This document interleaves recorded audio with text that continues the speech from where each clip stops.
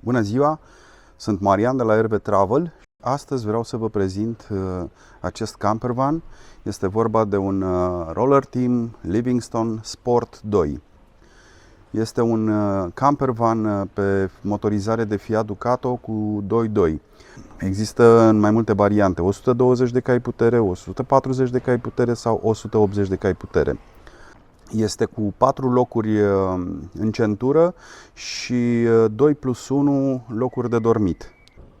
Este un camper de 6 metri.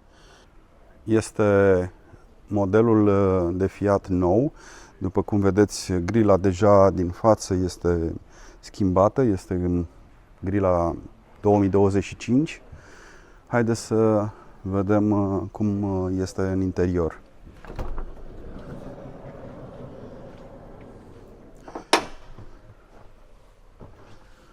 Living-ul cu cele două scaune rotative. Este cu cutie automată acest model.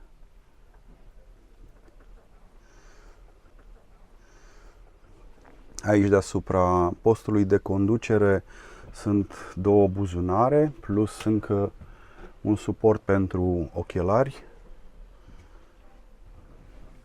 Aici două spații mici de depozitare și în stânga și în dreapta. Panoul de control. Ok. De aici se pornește pompa de apă, lumina de afară, lumina la interior. Aici ne indică temperatura în camper, nivelul apei gri și apa curată, nivelul bateriei din celulă în procentaj, la fel nivelul bateriei de la motor, la fel în procentaj și în wați. Alături este panoul Truma cu toate comenzile aferente.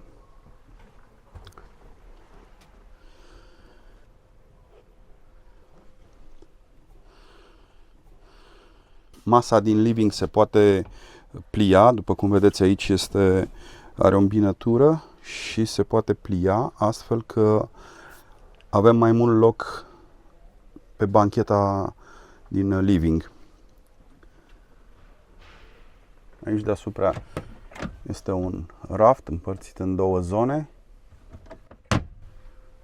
Este precablat pentru televizor, priză 230, mufă pentru antena TV. Aici se poate pune un TV de 24 de inch, lumini cu touch.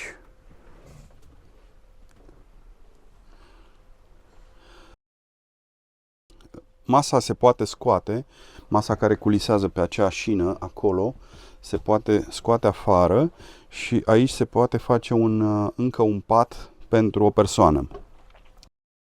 Masa de aici din living, în momentul în care suntem afară, se poate pune aici, pe această șină. Este aceeași șină ca și acolo, unde stă masa acum, și vom avea aici o masă mare la exterior. Aici acesta este o extensie a blatului de bucătărie, un blat de lucru. Se închide și se deschide foarte ușor, se trage acest suport. Două spații la intrare, unde se pun diverse obiecte. Jos, sub masă, avem un spațiu de depozitare pentru încălțăminte de obicei. Acolo este un alt spațiu mic. E un pic cam incomod, se ajunge mai greu la el, dar putem depozita și aici câteva lucruri pe care nu le folosim frecvent. Aici vedem că este acest buton. Acest buton ne indică faptul că acest camper are pachetul de iarnă, ceea ce înseamnă că sub podea toate țevile și rezervorul sunt încălzite pe perioada iernii. Aici este bancheta din living, iar sub banchetă Există centrala Truma Diesel de 10 litri. Aici, la bucătărie, în zona de bucătărie, avem chiuveta și aragazul cu două ochiuri de la producătorul Can.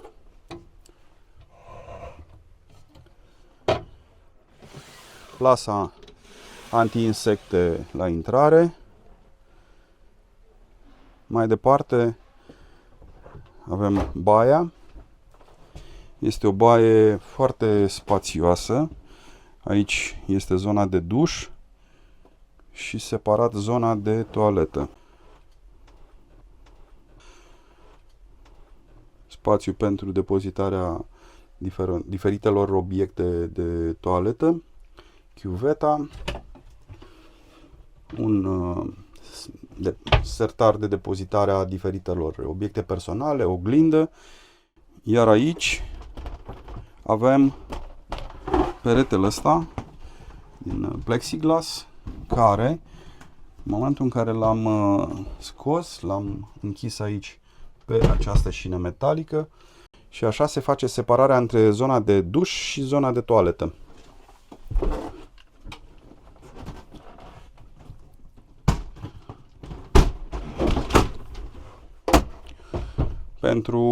Pe timpul transportului se asigură cu această chingă să nu se deschidă.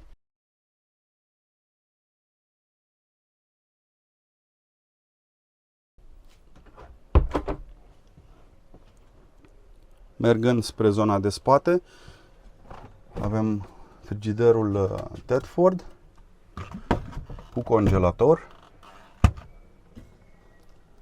Este important că este sus, pentru că în momentul în care vrei să vii să iei ceva din frigider, e foarte comod să fie la nivelul ăsta, adică să nu trebuiască să te apleci pentru a lua ceva din frigider. Sub frigider este un spațiu în care se pot depozita haine, pentru că avem acolo, dacă vedeți, bara pentru umerașe. Deci aici este un spațiu destul de mare pentru zona de haine. Iar aici e tubulatura.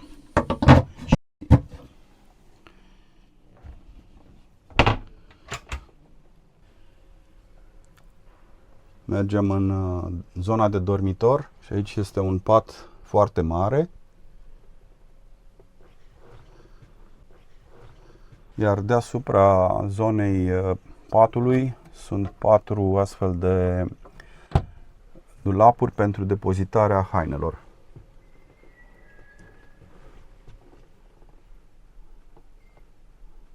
Trapa de aerisire. Patul se poate ridica, se poate scoate practic. Se poate ridica de aici. Dacă vrem să-l prindem, îl putem prinde aici sus în aceste chingi, cu aceste chingi, una, două acolo. Deci ăsta se ridică de aici și se prinde acolo. Așa avem un spațiu foarte mare. Din spate, practic, până în față. Putem pune aici diferite obiecte sportive, cum ar fi bicicletă, cum ar fi plăci de surf sau caiacul și așa mai departe. Aici sunt niște LED-uri de citit noaptea. Au priză USB.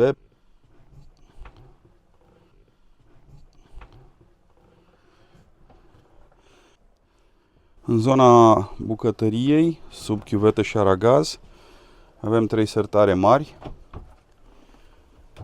Aici este suficient spațiu de depozitare a diferitelor accesorii pentru bucătărie. Este un camper foarte util pentru 2 persoane cu un copil. Pot trăi și au suficient spațiu în acest campervan.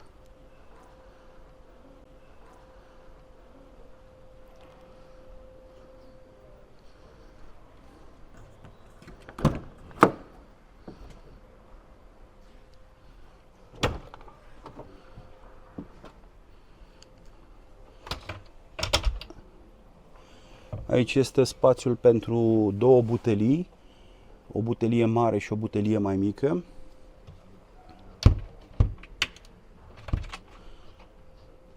Și după cum vedem, spațiul este foarte mare de depozitare.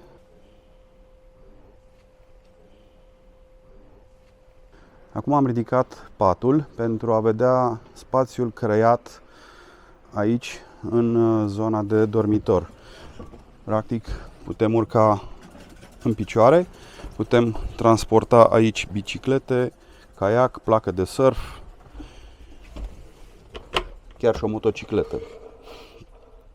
Aici este accesul la pompa de apă, care este acolo undeva.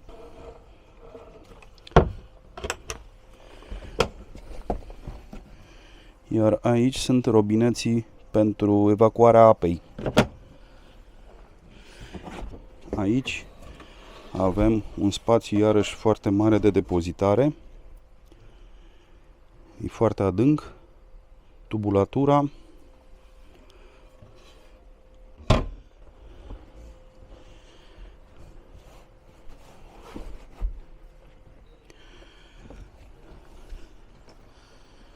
E un campervan foarte versatil, cu o lungime de numai 6 metri.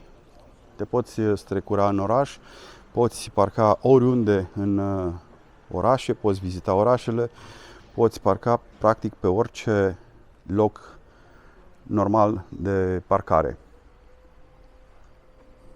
Patul din spate are 1,86 m pe 1,44 m lățime, iar patul din living are 1,60 m pe 95 de centimetri.